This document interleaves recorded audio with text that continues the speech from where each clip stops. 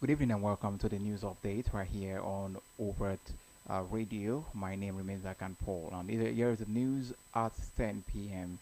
And here are the stories we are tracking at this time.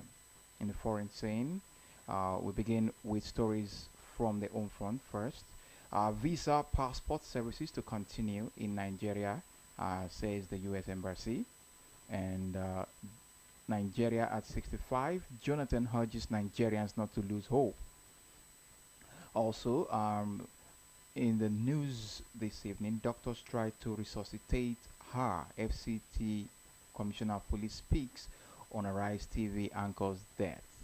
And Dangote refinery dispute, Pengerson suspends strikes after federal government intervention. And of course, federal government also resolves Bielsa poly crisis. The institution resumes October 6th. Those are the stories you're tracking this time on on Overt Radio. And in the foreign scene, Israel issues last warning for Gazans to flee main city. We'll be right back after this to give you the main gist of these headlines. Stay tuned.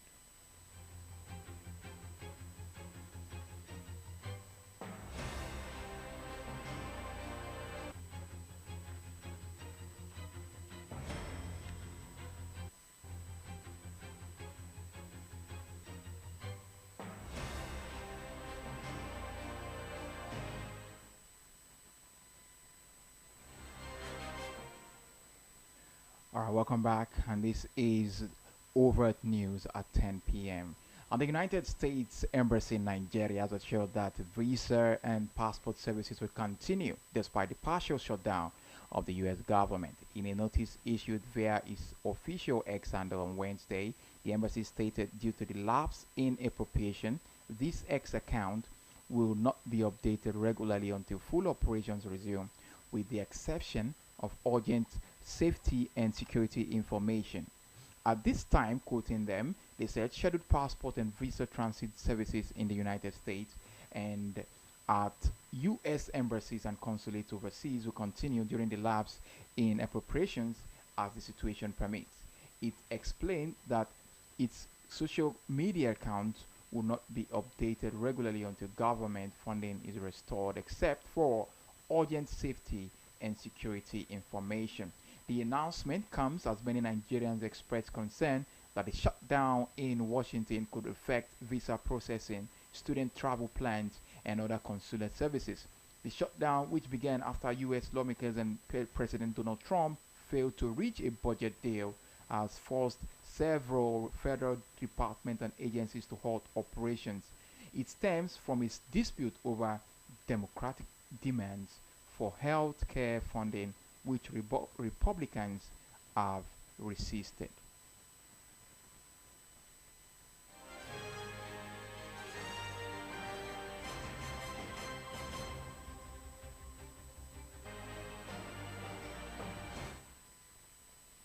Former President Goodluck Jonathan has urged Nigerians not to despair in spite of the current challenges, but continue to nurture hope in the possibilities of greatness within the country. Jonathan stated this in his goodwill message to Nigerians on the occasion of the 65th independence anniversary. The statement was issued by his media advisor, Mr. Okechukwu Eze, in Abuja on Wednesday. Jonathan said that the independence anniversary offers Nigeria an opportunity to reflect on its collective journey of nation building, including the challenges faced, the vast possibilities that still lie ahead. He said, quoting him, "It is true that we face challenges that could test our sense of hope, insecurity, economic disparities, and institutions that often struggle to deliver on the promises of improved well being, peace, and security. Yet, as citizens, we must not lose faith. We must continue to nurture hope and sustain belief in the nation's enormous potential and the resilience of the people.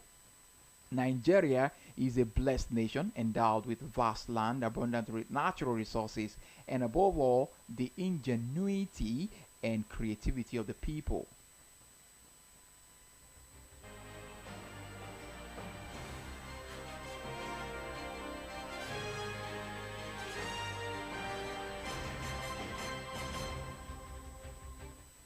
The Federal Capital Territory Police Command has confirmed that Arise News correspondent Somtochukwu Maduegu died after jumping from the top floor of a Katempe apartment during an armed robbery on Monday, September 29, 2025. The clarification comes amid earlier reports suggesting that the journalist's death was linked to alleged hospital negligence after she was taken to Maitama General Hospital. Now, in an interview with Arise News on Wednesday confirming the incident, the FCT Commissioner of Police Ajao Adewale said officers found Maduagu unconscious at the scene and rushed her to the hospital. Policemen moved to the scene and found her lying unconscious. She was immediately taken to Maitama General Hospital where doctors tried to resuscitate her using CPR, but sadly she could not make it, Adewale said.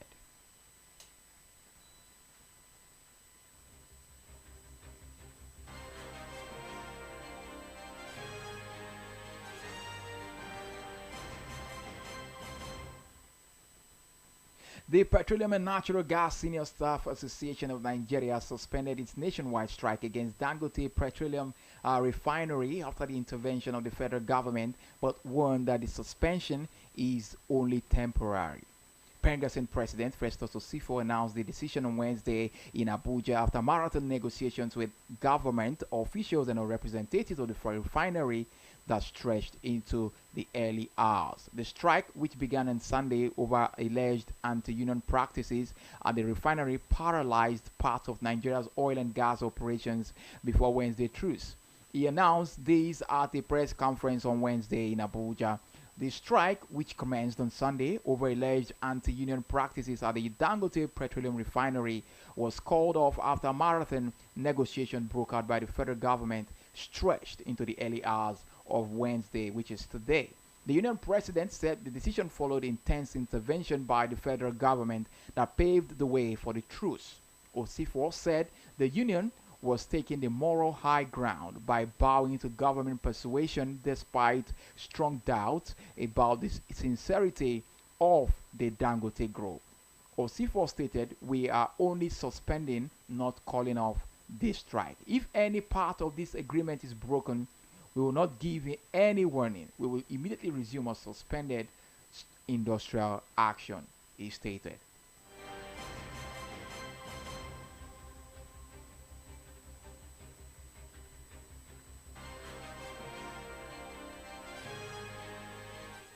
Still on the Nigerian scene, the Minister of Education, Dr. Tunji Alausar, has resolved the lingering labor dispute at the Federal Polytechnic Ikowe in the southern Ijaw local government area of Bayelsa. The minister had summoned parties to the industrial dispute that left the polytechnic located on the banks of the river Nun in Bayelsa to shut down since the July 11 to a mediatory meeting on September 29th.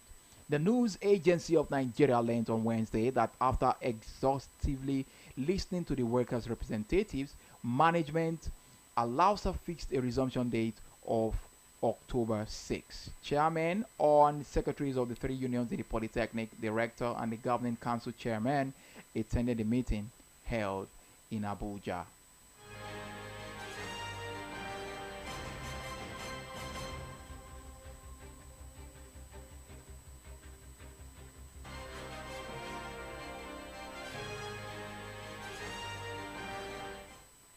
And just before we go, let's take this one coming from the foreign scene, and let's tell you that Israel issued a final warning Wednesday for people to flee Gaza's main city as Hamas weighed U.S. President Donald Trump's plan to end nearly 2 years of war in the Palestinian territory. Witnesses reported heavy bombardment in Gaza City as Israel's defense minister Israel Katz said the army was tightening its encirclement of the city. This is the last opportunity for Gaza residents who wish to do so to move south and leave Hamas operatives isolated in Gaza City. Katz posted on X warning that those who remain would be considered terrorists and terrorist supporters. Katz said the military had seized the Nazarim corridor linking central Gaza to the western coast, effectively cutting north of Gaza from the south. Anyone leaving Gaza City for the south would have to pass through Israeli military checkpoint, he added. The announcement came hours after the military said it was closing the last remaining route for people to travel from southern Gaza to the north. In Gaza City, 60-year-old Rabah al-Halabi are sheltering in a tent on the grounds of Al-Shifa Hospital, described relentless explosions.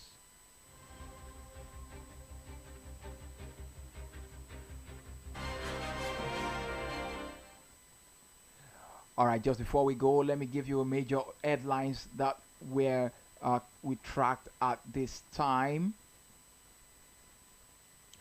U.S. shut down visa passport services to continue in Nigeria. Embassy stated.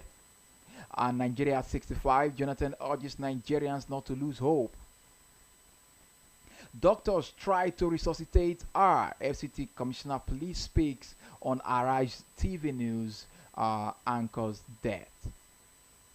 And of course, Dangote refinery dispute. Pengassin suspends strike after federal government intervention. And federal government resolves Bielsa poly crisis institution as institution resumes October 6th. And in the foreign scene, we stated that Israel issued last warning for Gazans to flee main city. Now that's the news we have for you, and the news at 10 update right here on Overt Radio. I remain Akan Paul. Of course, we will be dropping anchor now on the news, and when we come back after the news, the show continues. Stay tuned.